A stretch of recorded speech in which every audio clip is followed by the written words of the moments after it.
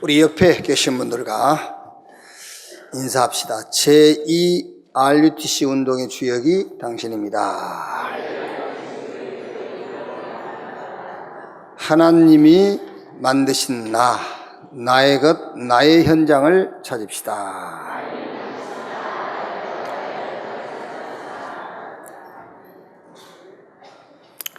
이제 2달 남았어요. 빨리 찾으셔야 돼요. 내년 가면 또 다른 거 나옵니다. 빨리 이제 찾으셔야 돼요. 사도행전 5장 보겠습니다.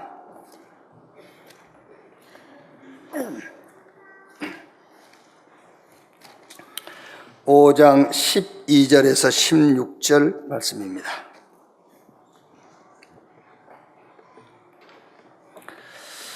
같이 읽겠습니다. 사도들의 손을 통하여 민간의 표적과 기사가 많이 일어나매 믿는 사람이 다 마음을 같이하여 솔로몬 행각에 모이고 그 나머지는 감히 그들과 상종하는 사람이 없으나 백성이 칭송하더라. 믿고 죽게로 나오는 자가 더 많으니 남녀의 큰 무리더라. 심지어 병든 사람을 메고 거리에 나가 침대와 요위에 누이고 베드로가 지날 때에 그의 그림자라도 누구에게 덮일까 바라고 예루살렘 부근에 수많은 사람들도 모여 병든 사람과 더러운 귀신에게 괴로움받는 사람을 데리고 와서 다 나음을 얻으니라. 아멘. 사람을 살리는 치유의 도전, 이런 제목으로 말씀을 나누겠습니다. 그 TV 개그 프로에 보면은 봉숭아학당이든가 거기 보면은요, 그 바보 학생들이 모여 있잖아요. 바보 학생들이. 선생님이 학생들한테 3 빼기 2는 몇이지요? 그러면은 그 학생들이 다 대답을 못해요. 잘 모르는가 봐. 3 빼기 2는. 선생님 답답하니까는 먹는 것 가지고 설명을 하잖아요. 사과가 3개 있는데 2개를 먹었어. 몇 개 남았지요? 없는데요? 그래요.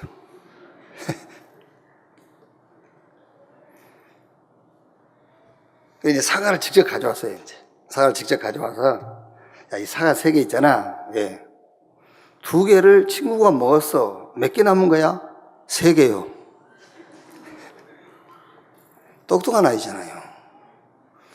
처음에는 사과 없이 그냥 설명했다니까. 사과가 3개가 있는데 2개를 먹었어. 몇 개 남았지? 없지. 사과 3개 가져와서 2개를 친구가 먹었어. 몇 개 남았냐? 3개 다 남았잖아. 왜 3개요? 우리 신앙이 혹시 그렇지 않는가? 우리 신앙이 보이는 것은 있고 보이지 않는 것은 없다고 믿는, 그게 혹시 우리 신앙 아닌가 싶죠. 뭐 그렇게까지 하지 않겠지만은 너무 눈에 보이는 것이 집중하는 신앙. 그걸 보고 고린도전서 3장 1절 2절에는 어린아이 신앙이다. 히브리서 5장 11절 14절이에요. 제가 한번 읽어보겠습니다. 12절부터. 때가 오래되었으므로, 그렇죠, 오래 믿었으므로 그 말입니다. 너희가 마땅히 이제 선생이 되었을 테인데 오래 믿었으니까 너희가 다시 하나님의 말씀의 초보에 대하여 누구에게서 가르침을 받아야 할 처지이니 단단한 음식은 못 먹고 젖이나 먹어야 할 자가 되었도다. 이는 젖을 먹는 자마다 어린아이니 의의 말씀을 경험하지 못한 자요, 단단한 음식은 장성한 자의 것이니 그들은 지각을 사용함으로 연단을 받아 선악을 분별하는 자들이니라. 믿는 지 오래돼서 어떤 사람은 뭐 3대째 믿었다잖아요. 그런데 아직도 어린아이라, 신앙이. 그래서 말하고 결론이 뭡니까? 큰 일을 어떻게 맡기겠냐 그 말이에요. 다른 말로 하면은 큰 응답을 어떻게 줄 수 있겠냐, 큰 문을 어떻게 열어주겠냐, 열어줄 수가 없지 않겠냐. 복음은 사실인데 안 보이잖아요. 그렇죠? 하나님 우리에게 복음 주셨지 않습니까? 그 복음 때문에 우리가 지금 구원받았지 않습니까? 그런데 복음은 안 보여, 사실인데. 구원받은 자와 하나님이 사실적으로 함께 하시거든요. 그런데 함께 하시는 것은 안 보여요. 악령과 성령이 존재합니다. 안 보여. 우리 마음도 있고 생각도 있고, 굉장히 우리 마음과 생각이 중요해요. 무릇 지키는 만한 것보다 내 마음을 지키라. 모든 생명의 근원이 거기서 나옵니다. 우리 영혼이 분명히 있어요. 성경은 우리 인간을 하나님이 자기 형상과 하나님의 형상으로 지었다. 그 말은 영적인 존재이면서 하나님하고 서로 소통하는 존재로 지었다 그 말이잖아요. 영혼이 있어요. 그런데 우리는 전혀 하나님하고는 소통 안 하잖아요. 그러면 이미 출발도 못한 거예요. 왜 하나님은 개나 소는 하나님의 형상으로 지지 않으셨느냐면 개하고 소하고는 하나님이 소통할 필요가 없어요. 우리 인간을 영적인 존재로 하나님의 형상을 따라 지은 것은 우리와 소통을 해야 되기 때문에. 그래서 여러분, 안 보이는 것이 중요한 것이기 때문에 성경은 우리에게 뭐를 요구하냐면 믿음을 요구해요. 히브리서 11장 1절에 믿음은 바라는 것의 실상이요 보지 못하는 것들의 증거라. 히브리서 11장 6절에 믿음이 없이는 기쁘시게 못하나니 하나님께 나아가는 자들은 반드시 그가 계신 것과 또한 그가 자기를 찾는 자들에게 상 주시는 이심을 믿어야 할지니라. 오늘 정말로 여러분이요, 이 사실을 믿고 예배할 때에 어떤 일이 벌어지느냐. 되게 지금 우리 이제 청년들이나 지금 대학 졸업을 앞둔 우리 랩런트들, 저도 이해는 돼요. 교회 오면은 어쩌면은 예배가 잘 안 될 수 있어요. 왜 안 되냐? 복잡하거든, 지금요. 부모님이 어려운 형편의 대학을 보내놨는데, 이제 대학 졸업할 때 됐어. 취업하기 힘들지. 그렇죠? 뭐 장가도 가야 되고, 시집도 가야 되고, 막 복잡합니다. 이제 복잡한 걸 가지고 여기 앉아있으니까는요, 말씀이 들어갈 수 없어요. 아니, 예를 들면은, 지금 여러분이 좀 배가 아프잖아요. 배가 아프면 예배 안 돼요.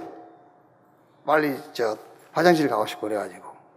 그러니까, 이제 졸업은 다가오지, 취업은 해야 되지, 취업의 문은 좁지, 그렇다고 뭐 가정 형편이 넉넉한 것도 아니지, 내가 도움을 드려야 될 상황이지, 뭐 여기저기서 결혼 소식은 들려오지, 이게 이제 뭐 머리가 복잡한 거예요. 그러니까 예배가 안 돼. 자, 여러분, 예배가 뭔지를 알고 예배를 드리면은요, 이 예배 한 번이요, 어마어마한, 눈에 안 보이는 영적 세계는요, 어마어마한 힘이 생기는 거예요. 영적 세계에 엄청난 일들이 벌어지는 거예요. 요셉 보세요. 창세기 37장 1절로 11절에 요셉은 매일 예배를 드렸다 할 수 있어요. 매일. 그런데 요셉에게 무슨 일이 생겼죠? 창세기 37장 12절에서 28절 보니까 형들이 노예 상인들에게 팔아버렸어요, 요셉을. 이제 기가 막힐 일이 벌어진 거잖아요. 이 노예 상인들이 있죠. 보디발의 집에다가 또 돈 받고 팔아버렸어요. 보디발의 집에서 종 생활을 하는데 보디발의 아내가 누명씌어가지고 감옥에 가둬버렸어요. 그러다가 이제 저 애굽의 바로왕의 꿈을 해석하게 됐고 애굽의 대총리가 됐어요. 자, 한번 보세요, 여러분. 요셉이 예배의 축복을 놓치고 있었다면은 형들이 자기를 노예 상인들에게 팔았을 때 어떻게 됐겠어요?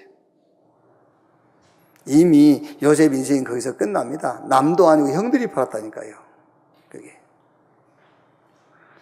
여러분 결혼해가지고 조금만 남편을 믿고 결혼했는데 남편이 갑작스러운 돌발 행동만 해도 어마어마한 정신적인 상처가 오잖아요.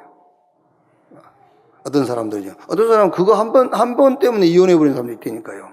그런데 형들이 자기를 노예 시장에 팔아버린 거예요. 그 또 종으로 가서 열심히 성실하게 일을 하고 있는데 그 집 주인 여자가 누명 씌워가지고 감옥에 가둬버리잖아요. 자, 무슨 말이냐면은 눈에 안 보이는 예배가요, 모든 환경과 사건과 위기를 이길 수 있는 어마어마한 힘이 되는 거예요, 그게요. 우리 지금 렘넌트들 잘 생각이 됩니다. 1년에 한 번 교회 나온 사람하고 자기는 매주 나오는데 다를 게 없거든. 얼른 생각해서 6개월에 한 번 교회 나온 사람은 다리를 절고 와야 돼요. 6개월 동안 교회 안 나왔으니까 다리가 부러져서 다리를 절고 와야, 아이고 그렇구나, 저렇게 교회를 자주 안 나오면 저렇게 되는 거야. 그런데 1년에 한 번 나온 사람이나 지나 똑같거든. 지금 예배 드려도 별 의미가 없다고 생각한 거예요. 안 그래요? 여러분들이 하나님의 말씀 듣고 예배를 드릴 때마다 인간은 영적인 존재이기 때문에 자꾸 쌓이는 거예요. 영적인 힘들이, 영적인 지혜와 지식들이 쌓이는 겁니다. 그래서 어떤 상황을 만나게 되고 위기를 만나고, 아니면은요, 더 중요한 것은 애굽의 총리가 됐는데 요셉은 안 흔들렸어요. 자, 솔직히 뭐 손에 장 지질 필요는 없습니다만은 1년 동안 교회를 안 나오고 예배를 안 드렸는데 애굽의 총리가 됐어. 하나님 찾겠습니까? 안 찾아요. 찾을 수가 없어요. 하나님하고 관계 없이 살아요. 그런데 1년 내에 하나님 예배했어요. 그런데 어느 날 애굽의 총리 된 거예요. 모든 영광을 하나님께. 그렇다니까요, 그게요. 오늘 여러분들이 이 사실을 알고 예배할 때 정말 여러분의 인생의 출애굽의 역사, 저 요단이 갈라지고 여리고 무너지는 역사가 틀림없이 일어날 줄로 확신합니다. 혹시 오늘 이 자리에 아직 구원 못 받으신 분이 있으면 구원 받아야 돼요. 구원 먼저 받아야 돼요. 어디서? 문제 속에서. 무슨 문제죠? 죄. 여기서 구원 받아야 돼요. 죄와 허물로 죽었던 너희를 살리셨도다. 어디서 구원 받아야 됩니까? 저 사단의 손에 지금 장악되어 있거든요. 거기서 구원 받아야 돼요. 어디서 구원 받아야 됩니까? 저 지옥 배경 아래 살다가 죽으면은 지옥 가거든요. 구원받아라. 어디서? 문제 속에서. 무슨 문제? 죄. 눈에 안 보이는 사단. 눈에 안 보이지만 분명히 구원받지 못한 불신자 배경이 되어가지고 있는 지옥. 여기서 구원받아라. 그럼 이 문제가 왜 생겼느냐? 그 원인이 뭐냐? 하나님을 떠나서. 원래 인간은 하나님을 떠나면 절대 안 되게 돼 있어요. 우리 렘넌트들이 부모와 갈등이 있어서 집을 나갈지라도 하나님 떠나면 안 돼요. 아시겠죠? 우리 지금 남편이나 아내들이 집에서 뭐 갈등이 있어가지고 잠깐 나갔다 들어올지라도요, 절대 하나님 떠나면 안 돼요. 우리 인간은 하나님을 떠나면은 절대 안 되는 존재로 하나님이 지으셨어요. 떠나 있더라도 하나님하고 함께 해야 돼요. 그런데 인간이 하나님을 떠나버렸어요. 하나님 말씀에 불순종하고 누구한테 속아가지고 눈에 안 보이는 사단한테 속아서, 그래가지고 그걸 보고 죄라고 그러고 그걸 보고 지옥 백성이라고 하는 거예요. 이게 싹 지금 내가 하는 얘기는요, 싹 눈에 안 보이는 얘기잖아요, 지금요. 그런데 어떻게 신앙생활을 눈에 보이는 것에 집중하고 신앙생활을 하면은 그게 신앙생활이 되겠냐 말이야. 싹 눈에 안 보이는 얘기인데 지금요.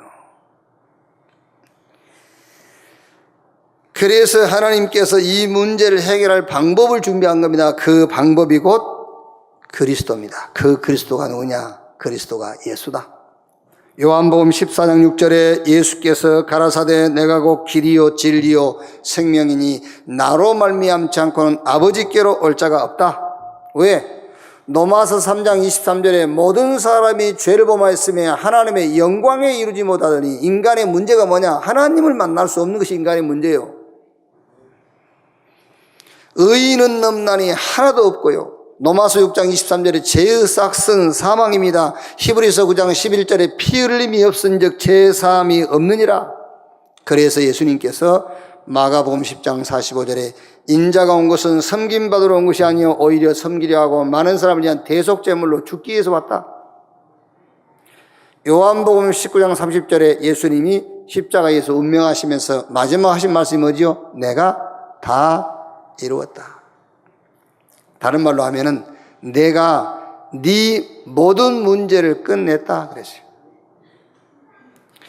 에베소서 1장 7절에 우리는 그리스도 안에서 그의 은혜의 풍성함을 따라 그의 피로 말미암아 속량 곧 제사함을 받았느니라. 이 그리스도이신 예수를 믿는 순간에 요한복음 1장 12절 영접하는 자 곧 그 이름을 믿는 자 하나님의 자녀. 뭐 이제 그런 얘기 많이 안 했습니까?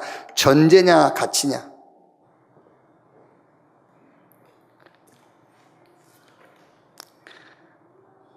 여러분이 누구냐? 그냥 자기 자신을 소개하고 설명하기 위해서 내가 가지고 있는 것들을 많이 설명하기 쉽잖아요. 나 이런 걸 가진 사람이야, 나 이런 사람이야. 여러분을 소개하는 최고의 그 표현이 뭐냐? 나는 하나님 자녀다.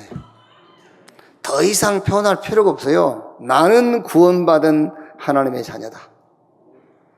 요한복음 5장 24절에 나를 믿고 나 보내신 자는 영생을 얻고 심판에 이루지 아니하나니 사망에서 어디로? 생명으로 옮겼느니라. 그래서 히브리서 9장 12절 보면은 염소와 송아지의 피로 하지 아니하고 자기의 피로 영원한 속죄를 이루사 단번에 성소에 들어가셨느니라. 로마서 8장 1절 2절에는 그러므로 이제 그리스도 예수 안에 있는 자에게 결코 정죄함이 없나니 이는 그리스도 예수 안에 있는 생명의 성령의 법이 죄와 사망의 법에서 너희를 해방했음이라 했어요. 자, 그런데 이제 여러분 구원받았어요. 이제 하나님의 은혜로 구원받았는데 어디 가죠? 천국 가고 있습니다. 근데 그 사이가 문제란 말이에요. 지금요. 그게 지금 여기 앉아있는 이 시간이잖아요. 구원은 은혜로 받았는데 구원 받아놓고 천국 가고 있습니다. 요 가운데 요게 문제예요. 이제 요걸 육신을 입고 사는데 어떻게 살 것이냐 그거예요. 성경은 구원받고 천국 가는 그 모든 가정에 우리에게 사는 방법을 말씀했어요. 그 사는 방법이 믿음으로입니다. 믿음으로. 성경의 흐름은 구원받으랍니다. 그 구원의 길이 신구약 성경의 그리스도입니다. 그럼 이제 구원받았으면은 성경이 뭐라 하죠? 성령 충만 받아라. 그러니까 성경은요, 처음에 성령 충만 받아라가 아니에요. 성경은 멸망 가운데 있지 말고 구원받아라. 그 구원의 방법이 행위에 있지 않고 하나님이 주신 의, 그리스도에게 있다. 그럼 이제 구원받았어요. 그 다음에 뭐지요? 성령 충만 받아라. 성령 충만 받아서 어떻게 살라고? 믿음으로 살아라 그 말이에요. 믿음으로 살 수가 없으니까 우리가. 그래서 성령 충만 받아서 그거 가지고 믿음으로 살아라. 성경 히브리서 11장에 보면은 16명 이름 나옵니다. 저 아벨부터요. 16명의 이름 앞에 붙어있는 수식어가 하나 있습니다. 16명 이름 앞에 다 붙어있어요. 믿음으로 아벨은 가인보다 더 나은 제사를 드렸다. 믿음으로 에녹은, 믿음으로 노아는, 믿음으로 아브라함은. 로마서 1장 17절에 복음에는 하나님의 의가 나타나서 믿음으로 믿음에 이르게 하나니 오직 나의 의는 믿음으로 말미암아 살리라. 그 믿음의 적극적인 표현이 도전이에요. 지금 사도행전 1장부터 지금 계속해서 제목이 도전입니다. 그래서 도전이 뭐냐? 믿음의 적극적인 표현이 도전이다. 오늘은 뭐죠? 오늘은 사람을 살리는 치유의 도전이에요. 자, 나를 살리는 도전, 복음 24. 여러분, 복음 24 되지 않으면 절대 나를 살릴 수가 없어요. 복음 24. 복음은 다 가졌어요. 그런데 왜 낙심하지요? 24가 안 되니까. 그래서 나를 살려라, 복음 24. 지금 막 불신앙 들어가 있죠. 나를 살려라, 복음 24. 복음 붙잡고 누리고 있는데 어떻게 불신앙이 들어옵니까? 복음 놓쳤으니까 불신앙하는 거지. 복음을 놓쳤으니까 오해가 생긴 거잖아요. 복음을 놓쳤기 때문에 지금 낙심하고 있는 겁니다. 복음은 가졌는데 복음을 잠시 놓치고 있는 거예요. 그래서 나를 살려라 복음 24. 나는 복음이 필요한 자. 나는 복음으로 끝난 자. 나는 이제 복음으로 사는 자. 나는 복음의 증인. 나는 복음 때문에 천국까지 보장된 자. 복음 24. 그래야 나를 살려요. 세상 살리는 도전 뭘 가지고? 우리 방법으로는 절대 세상 못 살려요. 하나님의 방법. 하나님 우리에게 무슨 방법을 줬죠? 볼지어다 세상 끝날까지 내가 너희와 항상 함께 있을 것이다. 가서 모든 족속으로 제자를 삼아라. 하늘과 땅의 모든 권세를 내가 가지고 있다. 그 권세 가지고 너와 함께 할 것이다. 이 방법 가지고 세상 살려라. 그게 기도입니다. 그게 교회 안에서 포럼이에요.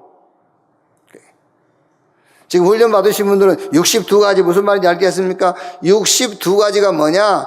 복음을 내 일상에 누리는 방법을 얘기하는 거예요. 그게 기도예요. 기도가 뭐냐? 복음을 내 일상에 누리는 것이 기도입니다. 자, 그러면 이제 내가 틀린 기도 했구나. 금방 나오지요? 복음을 내 일상에 누리는 것이 기도예요.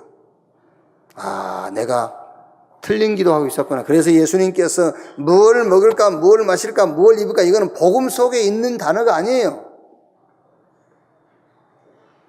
너희는 먼저 그 나라와 그 의를 구하라. 그리하면 모든 것을 너에게 더하시리라. 그게 복음 속에 있는 거예요. 세상 살리는 도전. 복음 속에서 나오는 삶을 누리는 겁니다. 그게 기도입니다. 하나님이 나와 함께. 자, 그러면은 시대를 살리는 도전인데 어떻게 이 시대를 살리느냐? 그게 치유인데 고치는 치유가 아니라 살리는 치유예요. 자, 여러분, 한 시대를 놓고 지금 우리가 사단과 전쟁을 하고 있어요. 혹시 지금 제가 하는 설교가요, 여러분하고 굉장히 거리가 멀 수 있어요. 왜냐하면 지금 여러분은 가정 문제 가지고 내 개인 문제, 자녀 문제, 아니면 내 몸의 질병 이런 문제 가지고 왔는데 지금 목사님이 왜 무슨 사단하고 전쟁한다는 얘기를 하지?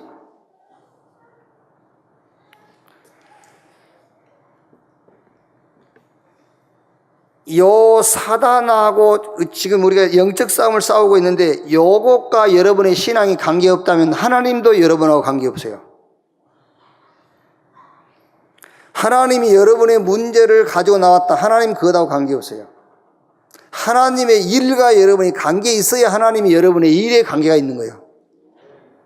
그걸 보고 먼저 그 나라와 그 의를 구하라. 그리하면 이 모든 것을 너에게 더하시리라 그랬어요. 그래서 지금 우리는 한 시대를 놓고 사단과 전쟁을 하고 있어요. 북한 핵 그거 걱정하지 마세요. 쏘면 쏜 거지 뭐. 좀 빨리 가는 것 뿐이지. 아멘. 북한의 핵 쏘고 안 쏘고 우리하고 관계없습니다. 우리는 지금 사단과의 전쟁이요. 예. 무슨 신앙생활 하는 사람들이 말이 사단하고 전쟁 얘기를 해야지 뭐 북한 핵이 있고 그거 뭔 상관이 있어요. 그게 상관없어요. 뭐 한반도 전쟁 일어나면 일어나는 거지 뭐 중국이 어쩌고 러시아가 어떻고 미국이 어떻고 전혀 상관하지 마세요. 그냥 신문에 나오면 읽고 뭐 하면 듣고 그러면 돼요. 하나님의 절대 주권, 머리털 하나라도 검거나 해결할 수 없어요. 우리는 한 시대를 놓고 지금 사단하고 전쟁하고 있는 겁니다. 시대마다 사단은 그 시대를 정복하기 위한 전략이 있다니까요. 이 사단이. 아니 목사님, 사단이 시대를 정복하는 전략이 있든 없든 지금 나하고 뭔 상관이 있습니까? 나는 지금 당장 배가 고픈데요.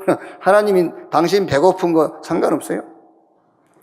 지금 사단과 전쟁하는 이 시대에 대한 문제를 여러분이 모른다면 하나님도 여러분 문제를 몰라요. 성경 요한복음 10장 10절에 도적이 오는 것은 도적질하고 죽이고 멸망시키는 것뿐이요 했어요. 그리고 요한계시록 1장 9절 말씀 보면은 자칭 유대인이라 하나 사단의 해로다. 그리고 온 천하를 꿰는 자 그랬습니다. 전략이 있다니까요. 사단은 여러분을 꿰는 전략이 있어요. 사단이 이 시대를 꼬이는 전략이 있다니까. 우리 청소년들을 꼬이는 전략이 있어요. 그 사단의 전략을 알아야 우리가 그 사단을 이길 수 있잖아요. 자, 그 사단의 전략이 지금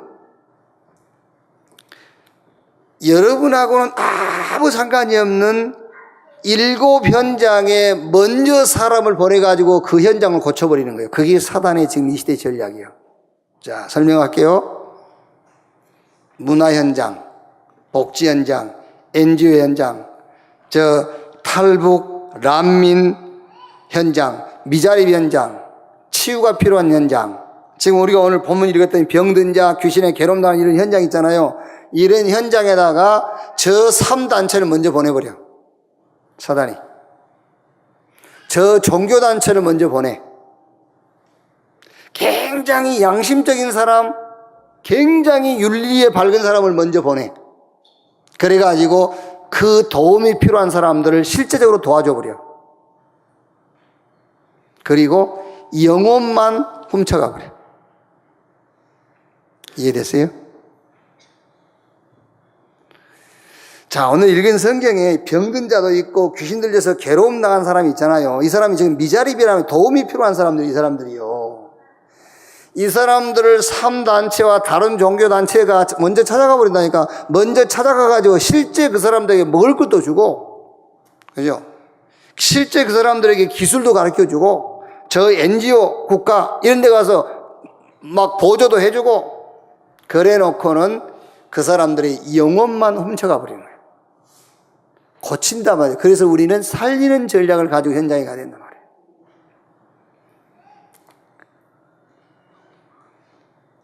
자, 그냥 쉬운 대로 여러분 이웃집이 너무 막 가난해도 이게 하나님 계획이 있는 가난이 아니고 저주의 가난이에요. 저주. 가난도 하나님 계획이 있는 가난이 있어요. 저 부자 되면 안 되니까 가난하게 만든 계획이 있다니까. 돈 주면은 막 돈 쓰고 다닐 것이니까 돈을 안 주는 하나님의 계획이 있어요. 저는 그 이건희 씨가 이렇게 인터뷰한 내용을 보고는요, 참 일리가 있다. 이건희 씨가 돈 버는 방법 10가지 있다. 돈을 이렇게 벌 수 있는 10가지 방법. 첫 번째가 뭐냐? 첫 번째가 돈 많은 사람 곁에 있어라. 그 뭐 일리가 있죠. 거지들하고 노숙자로 지내가지고 돈 생기겠어요. 이제 돈 많은 사람 곁에 가라. 쭉 몇 가지 해놨는데 그 중에 내가 딱 그렇다는 생각이 든 게 뭐냐면은 돈을 쓸 때는 돈한테 물어보고 써라. 일리가 있구나. 한번 여러분이 연습 한번 해보세요. 돈 쓸 때. 한번 물어보세요. 야, 돈아, 지금 쓰면 되겠냐? 그럴 때 돈이 대답할 겁니다. 야, 네가 그 돈을 어떻게 버는데 거기다 써? 그렇죠? 돈한테도 물어보세요. 이따 헌금할 때 물어보세요. 야, 돈아, 만 원 하면 되겠냐? 야, 이게 다 하나님 건데 그 뭐 만 원 하면 되겠냐? 10만 원 해라. 이럴 겁니다, 돈이.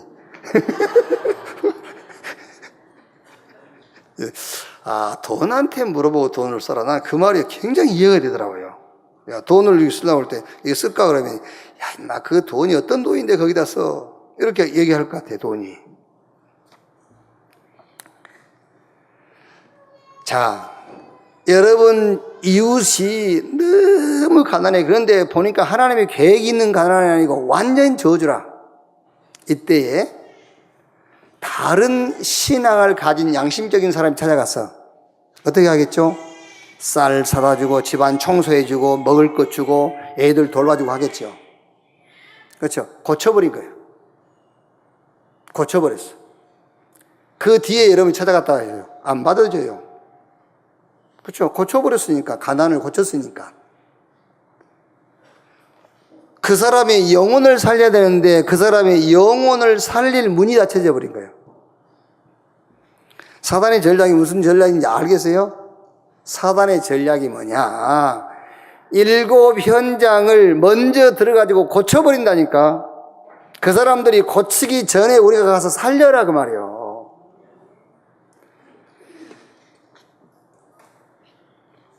사람을 살리는 치유에 도전해라 이제. 자, 그래서 요한복음 6장 63절에 살리는 것은 영이니 육은 무익하니라. 사도행전 3장 6절에 나을 때부터 안진병이 된 자 그 사람은요 구걸하고 있습니다. 자, 그때 여러분 다행이지. 사람단체나 다른 종교단체가 그 사람을 만나가지고 끌고 와서 자기들 보호소에다가 갖다 놓고 거기서 먹을 것 주고 재워주고 그 사람을 고쳐버렸어. 나중에 여러분이 찾아가서 아무리 얘기한들 듣겠어요? 베드로가 은과 금은 내게 없거니와 내게 있는 건 네게 주노니 나사렛 예수 그리스도 이름으로 일어나 걸어라 살려버렸어요. 그 사람이 안진병에서 일어나지 않아도 상관없습니다. 그 사람이 나사렛 예수 그리스도 그 이름을 들었다면 그 사람의 영혼은 살아난 거예요. 고칠 것이 아니라 살리는 전략을 써라. 자, 그럼 첫째로 고치는 치유가 아닌 살리는 치유. 5군데를 치유해라 이제 여러분들은요. 자, 많은 재산을 가지고 이웃이 어려운데 살리는 것은 영이 육은 무익한 거야. 이제 지금 3일을 굶어가지고 얼굴 얼한데 살리는 것은 영이 유익한 거야. 내가 이거 갖다 먹을 거 주면 안 돼. 그거는 신앙이 아닙니다. 그거는 신앙이 아니고 그거는 진짜 그걸 핑계 대 가지고 그거는 자기 탐욕을 부리는 거예요. 그런 말이 아닙니다. 그런 말이. 그런데 진짜 그 인간에게 진짜 필요한 것은 영혼의 구원이 필요한 거예요. 그래서 먼저 복음으로 그 사람의 영혼을 살려라. 사람들이 나를 누구라 하느냐? 엘리야, 에레미야, 세례완, 선자 중에 하나라 하더이다. 그걸 가지고는 그 사람 영혼 살릴 수가 없어요. 성경에 예수님께서 마지막 때에 적 그리스도가 나타날 것이다 했는데 사도 요한이 요한일서 2장 15절 18절 말씀 보면은 이미 거짓 선지자와 거짓 그리스도가 나타났느니라 했어요. 교회 안에서 엘리야 운동, 에레미야 운동, 세례요한 운동, 선지자 중에 하나, 이 지도자 운동, 이거 한 것, 그게 적그리스도예요. 이미 교회 안에 적그리스도 사상이 가득 차 있어요. 아시겠습니까? 잘못하면 우리 개인 신앙 속에 적그리스도 신앙이 들어가 있어요. 누가 적그리스도냐? 예수가 그리스도라고 부인하는 자가 적그리스도다. 나는 예수가 그리스도라고 부인 안 하는데요. 예수가 그리스도라고 안 믿잖아요. 예수가 그리스도라는 것을 이용해가지고 지금 다른 그리스도를 찾고 있잖아요. 그게 예수가 그리스도라는 것을 부인하고 있는 거예요. 오늘 제가 한 얘기를 잘 되새기셔야 돼요. 우리는 고치는 치유가 아니라 살리는 치유를 해라. 영혼을 살려라. 뭘 가지고? 복음을 가지고. 주는 그리스도시요 살아계신 하나님의 아들이십니다.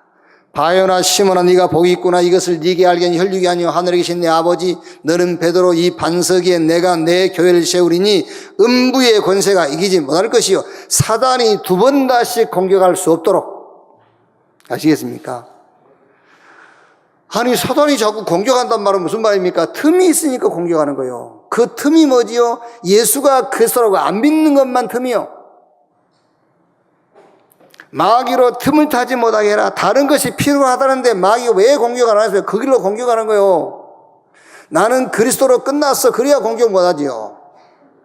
그리스도 붙잡고도 나는 다른 것이 필요하다는데 사단이 갖고 노는 거지. 영혼을 구원시켜라요. 영혼. 자, 그 다음에 2번째가 뭐지요? 마음과 생각을 살려야 돼요. 구원받았을지라도 마음의 상처, 마음 문이 꽉 닫혀 있어요. 구원 받아놓고도. 히브리서 4장 12절에 하나님의 말씀은 살아있고 운동력이 있어 좌우의 날선 어떤 검보다도 예리해서 우리의 영과 혼과 및 관절 골수를 찔러 쪼개고 남음이다. 하나님의 말씀이 들어가야만 마음과 생각이 치유가 돼요. 그래서 영혼을 살리고 마음과 생각을 살려라. 살려야 됩니다, 여러분. 하나님의 말씀으로 살려줘야지 가서 위로해 준다. 그건 고치는 거예요. 아시겠어요? 같이 손잡고 울어주고, 나도 다 겪어봤어. 나 너 이해해. 같이 울어줬다. 그게 고치는 거예요. 하나님의 말씀으로 살리라니까요. 세 번째 뭡니까? 우리의 육신을 살려야 돼요. 육신. 여러분, 육신이라는 것은 꼭 우리 몸만 말하는 것이 아니죠. 육신 세계. 그게요. 육신 세계는 정말 감사함이 나와야 그게 참된 치유가 되는 거예요. 감사함이. 감사하구나. 그게. 야, 내가 이런 환경을 하나님이 허락하지 않았더라면 내가 어떻게 이 복음을 만날 수 있을까? 참 감사하구나. 그래야 치유가 되는 거잖아요. 그래야 삶이, 육신이 살아나는 거잖아요. 그래서 성경에 항상 기뻐하고 쉬지 말고 기도하고 범사에 감사해라. 감사가 발견될 때만 육신은 치유돼요. 그러니까 뭐 진짜 그런지 안 한지는 모르겠습니다. 유 목사님이 항상 자기는 이게 스탠다드 기준이라 안 합니까? 당신 키가 기준이라고. 근데 그러면서 어디 갈 때 이제 키 큰 사람들은 부딪히는데 당신이 이렇게 걸어가도 안 부딪히고 이제 참 감사하다면서. 예를 들면 그러니까 자신에게 주어진 육신적인 모든 것이 복음 안에서 감사함으로 발견이 돼야 그게 이제 곧 치유되는 거예요. 그렇죠? 그게 그 지금 상태와 상관없어지는 거예요. 그게 감사가 나와야. 그래서 육신은 감사함으로 살리는 겁니다. 네 번째, 어디를 살릴 겁니까? 우리의 삶입니다. 삶은 우선순위만 찾아내면 삶은 살아나요. 우선순위. 어떻게 해요? 함께 있기 하며 또 전도도 하며 그랬죠. 볼지어다 세상 끝날까지 내가 너희와 항상 함께 있을 것이다. 그게 삶의 우선순위입니다. 항상 여러분은 뭐부터 생각하냐면 하나님이 나와 함께부터 생각해야 돼요. 그죠? 둘이 싸웠단 말이에요. 둘이 싸웠어. 왜 싸우지요? 하나님이 함께 그걸 놓쳤어. 나중에 이제 하나님이 함께 그거를 이제 붙잡는 거지. 내가 뭔가 막 이렇게 낙심이 됐어. 왜? 순간 하나님이 함께라는 것을 놓친 거예요. 삶의 우선순위를 놓친 거예요. 삶을 치유해라. 우선순위를 먼저 찾아야 돼요. 하나님이 나와 함께. 그래서 요셉, 대표적인 사람이 요셉 아닙니까? 요셉은 어떤 환경과 어떤 상황에 처하든 간에 삶의 우선순위를 놓치지 않았어요. 하나님이 나와 함께. 그걸 안 놓쳤어요. 그래야 삶이 치유되는 겁니다. 솔직하게 여러분, 우리가 그건 놓치고 살잖아요. 그걸 놓치니까 삶이 자꾸 틀려지는 거예요. 자꾸 우리가 삶이 무너지는 거예요. 하나님이 나와 함께 삶의 우선순위를 찾아라. 그래야 삶이 치유가 된단 말이에요. 자, 다섯 번째 뭐지요? 미래입니다.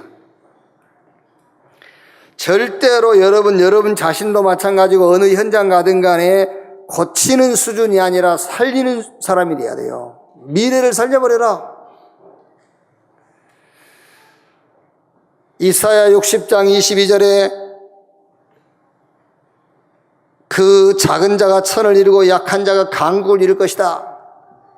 성령이 임하시면 권능받고 예루살렘, 유대, 사마리아 땅끝까지 이른 내 증인 되리라 그랬어요. 미래를 살린단 말은 하나님이 준비한 응답이 보이는 겁니다. 그게 미래를 살리는 거예요. 하나님이 준비하는 응답이 여러분 인생에 보여야 되지 않습니까? 하나님이 나를 위해서 뭘 준비해놨죠? 땅끝을 준비해놨어요. 예루살렘, 유대, 사마리아 땅끝까지 증인 되리라 했지 않습니까? 가서 모든 족속과 만민을 준비해놨다니까요. 그게 우리의 미래예요. 땅끝. 그게 보여야 미래를 살리는 거예요. 여러분 개인의 영혼 구원부터 여러분의 미래까지 치유가 아닙니다. 살리는 자 되기를 주님의 이름으로 축복합니다. 두 번째, 전략. 여러분 사단 전략 어마어마합니다. 시대를 꿰는 전략, 시대를 꼬이는 전략이 있어요. 어디 개인을 꼬이는 전략이 있고요. 어느 단체를 꼬이는 전략이 있고 사단의 전략이 있어요. 사단의 전략. 우리식으로 표현하면은 렘넌트입니다. 렘넌트 싹 잡아놨어요. 사단의 전략. 사단의 전략. 엘리트 싹 잡아놨어요. 엘리트. 사단의 전략. 전문인 다 잡아놨어요. 여러분, 조금 이 복음 가지고 전도운동 한다고 하는 분들은 정신이 번쩍 안 드세요, 지금요? 싹 잡아놨습니다. 청소년 잡아놨지, 엘리트 잡아놨지, 전문인 잡아놨지, 우리식으로 말하면 산업인 잡아놨지, 중직자 잡아놨지, 싹 잡아놨어요. 그게 다요. 5파트 싹 잡아놨어요. 그래 이제 좀 본인들한테는 자꾸 얘기해서 미안합니다만 여러분 좀 이해할 수 있도록 하기 위해서 당세복이라고 우리 학교 출신들인데요. 아들이 굉장히 열심히 있는 아이들이요. 저 남미로 막 중국으로 막 전도로 다니고 그랬어요. 지금도 이제 자기들끼리 열심히 전도한다고 하고 있기는 있어요. 다들이 나쁘단 말이 아닙니다. 그런데 애들이요, 막 중국 가고 남미 가고 하니까는 막 영접운동이 몇백 명씩 일어나거든요. 그런데 우리는 뭐 하고 있죠? 훈련 받는다고 하요 집회 모이고 세가정 모이고 전국 집회한다고 몰려다니고 그러니까 이 아들이 그걸 비난한 거예요. 지금 뭐 하고 있냐? 가면은 막 이 영접운동 일어나고 제자 일어나는데 지금 뭐 하고 있냐? 그러면서 이제 우리하고 등을 지기 시작한 거예요. 자기들끼리 모여서 이제 전도운동 하는 거예요. 자, 그러는 사이입니다. 그러는 사이에 3단체와 종교단체들은 5파트 싹 잡아버렸잖아요. 누가 이기겠습니까? 벌써 몇 년도 안 됐는데 자기들끼리 싸움 일어나고 다 흩어져 버렸어요. 어쩔 수 없어 다시 이제 교회 한다고 또 교회 세워서 교회 하고 있어요. 우리 안에 있는, 우리 협회 안에 있는 이 사람들 하나씩 꼬여가고, 대학생들 사설 꼬여가고, 그게 그러고 있습니다. 사단의 전략을 우리가 따라가지 못하고 있다니까요. 예. 그럼 여러분들은 현장 가지 말란 말입니까? 그 말이 아닙니다. 사단의 전략을 알아야 우리가 전략을 쓸 거 아닙니까? 그래서 토요일 날 전문인, 어제는 경찰, 소방, 안전 전문인들 모였잖아요. 매주 전문인들 모이지 않습니까? 왜? 우리가 이 모임을 갖지 않냐면은 3단체와 다른 사단에게 조종받은 자들이 그거 다 잡아가 버려요. 엘리트 잡아가니, 전문인 잡아가니, 렘넌트 끌고 가지, 산업인 끌고 가지, 중직자 다 끌고 가지. 전략. 제발 여러분, 제발 축복받고 싶으세요? 응답받고 싶으십니까? 토요일날 핵심이 나오세요. 여러분 지금 그 모임이 뭔지 모르는데 어쩔 수 없이 사업상, 직장 관계상 못 오신 분들은 어쩔 수가 없어요. 그런데 집에 있으신 분들은 그러면 안 돼요. 아시겠어요? 지금 하나님이 뭘 원하시는 것을 아세요. 하나님도 여러분이 원하는 것을 주실 거 아닙니까? 응답을 받을 수 있고 축복받고 있는 자리에 있어야 되고 그런 일을 이 표현을 해야 되는데 그런 짓을 해야 되지. 안 그래요? 그 짓이라 해서 좀 미안하긴 한데 다른 말이 얼른 생각이 안 나서 그랬어요. 그런 복받을 짓을 해야 복을 줄 거 아니에요. 지금 잘라 그냥 아이고 그냥 뭐 살다 가지. 그러면 말할 것도 없고 그냥 살다 가실 것 같으면 내가 몰라요. 여러분들한테 이런 얘기를 할 겁니까? 그냥 살다 가실 것 같으면 그냥 살다 가시고. 여러분 자녀는 나도 책임 묻죠.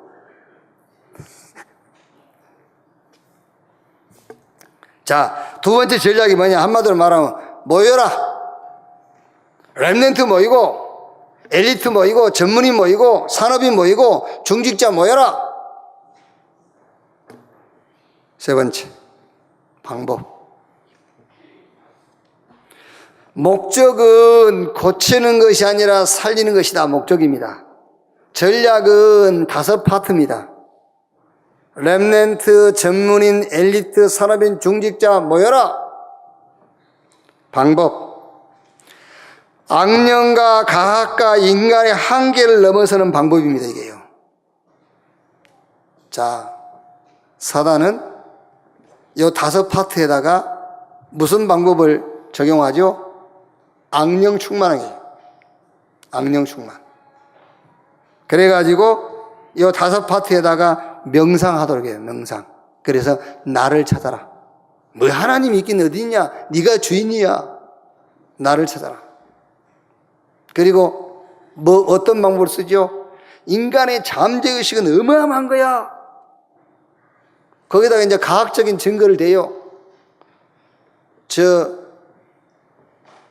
아인슈타인 같은 사람들이 인간이 갖고 있는 그 능력의 0.3%밖에 못 썼어. 우리가 그걸 개발하면 어마어마해. 교회에서도 그런 얘기 하거든요. 그게 완전 다 뉴에이지 사상이에요, 그게요. 그게 적그리스도요. 아니, 조영기가 적그리스도란 말이 아니라 그분이 하는 말이 적그리스도 사상이라니까요. 그게. 사단의 방법. 그래서 하나님의 방법을 우리가 찾아서 그 방법을 따라 살아야 된다니까요. 악령이니까 성령 충만 받아라 해요. 됐지요? 그래서 성경은 술 취하지 말라 이는 방탕한 것이니 오직 성령의 충만을 받아라. 제자와 사도들이 로마 두렵고 유대 종교가 두려우니까 예수님께서 하신 말씀하시니까 오직 성령이 마시면 너희가 권능을 받고 예루살렘, 유대, 사마리아 땅끝까지 이르러 내 증인 되리라 했어요. 그럼 여러분, 성령 충만의 증상이 어떤 것이냐? 성령 충만 받으면은 사도행전 2장 1절로 47절에 하나님이 준비한 응답이 보여요. 하나님이 준비한 시간표가 보여요. 하나님이 준비한 문이 보여요. 그게 성령 충만의 증상입니다. 이 시대에 하나님이 준비한 문, 시간표, 응답 보지 못한 그걸 보고 술 취했다고 하는 거예요.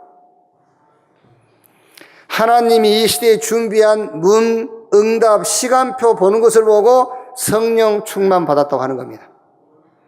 사도행전 19장 1절로 9절에 바울이 에베소 교회에 가가지고 너희가 믿을 때 성령 충만을 받았느냐? 우리는 성령이 있음도 듣지 못했다. 같이 기도할 때 성령이 있어요. 성령 충만을 받고 현장 가니까 현장에 하나님 준비한 문과 시간표, 응답을 찾아냈어요. 성령 충만의 증상이 어떤 것이냐? 하나님 준비한 문이 보이는 거예요. 시간표가 보이고 응답이 보이는 겁니다. 그걸 보고 성령 충만, 그걸 보지 못하는 걸 보고 술 취합니다. 나는 술 입에도 못 대는데요. 입에도 못 대면서 술 취할 수 있어요. 지금 이 시대에 하나님 준비한 문, 응답, 시간표를 보지 못한다면 그 사람이 바로 지금 술 취해 있는 거예요. 술 취하지 말라 이는 방탕한 것이니 오직 성령의 충만을 받아라. 자, 두 번째 우리 어떻게 해야 되겠죠? 묵상입니다. 이제 명상 가지고 나를 찾아서 하나님이 어딨냐, 내가 주인이다, 그걸 가르쳐요. 우리는 묵상을 통해서 나를 찾는데 어디서 나를 찾는 것이냐? 그리스도 예수 안에서 나를 찾는 거예요. 그리스도 예수 안에서 나의 존재와 가치를 찾아내는 겁니다. 그게 묵상입니다.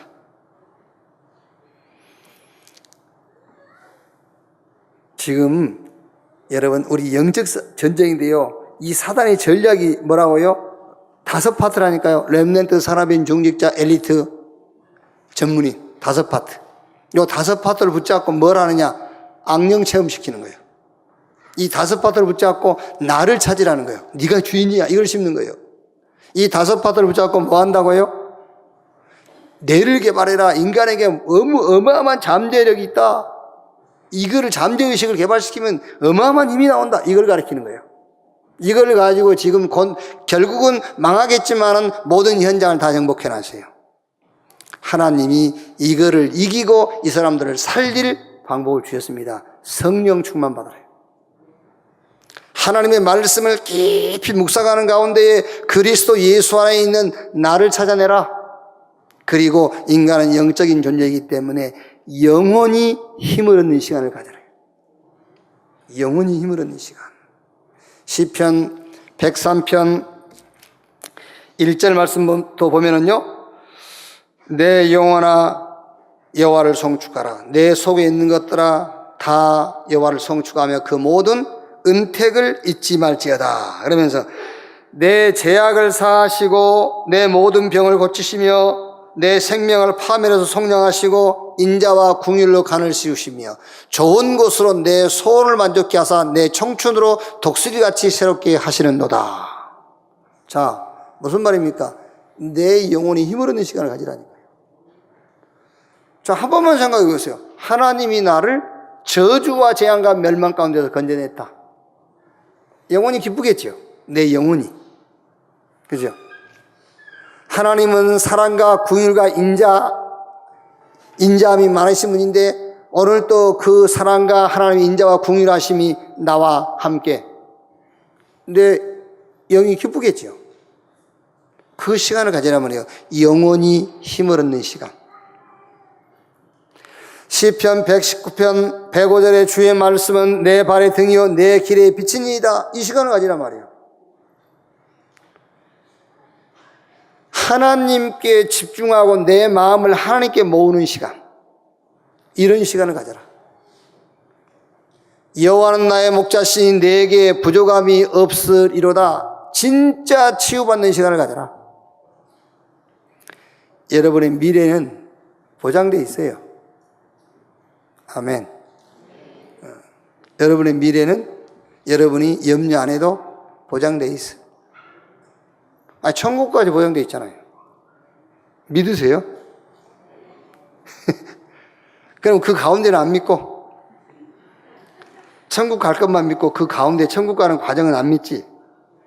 예. 믿으세요. 다 보장되어 있어요.